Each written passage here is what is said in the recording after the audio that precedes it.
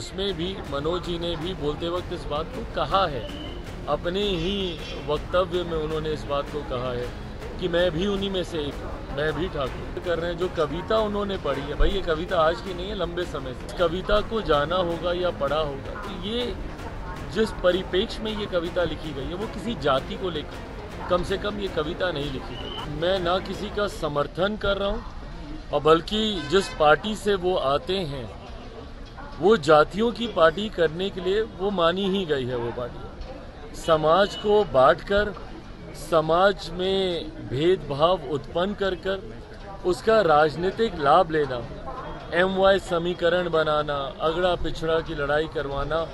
और मैं कभी भी जात पात धर्म मजहब की राजनीति का मैं समर्थक नहीं रहा हूँ। हैविंग सेड दैट, जिस कविता का आप जिक्र कर रहे हैं, जो कविता उन्होंने पढ़ी है, भाई ये कविता आज की नहीं है, लंबे समय से। और इस कविता का हम लोग स्कूल में सप्रसंग व्याख्या हम लोग करते थे।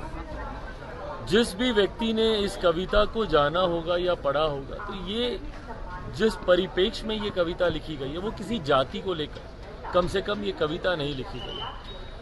और अगर आप सुनेंगे तो उसमें भी मनोज जी ने भी बोलते वक्त इस बात को कहा है, अपने ही वक्तव्य में उन्होंने इस बात को कहा है कि मैं भी उन्हीं में से एक हूँ, मैं भी ठाकुर। मैं मानता हूँ इस बात को कि इस कविता में किसी जाति को लेकर ये नहीं कहा गया। बट हाँ, जो सोच इस पार्टी की रही है, मुझे लगता है this was totally uncalled for.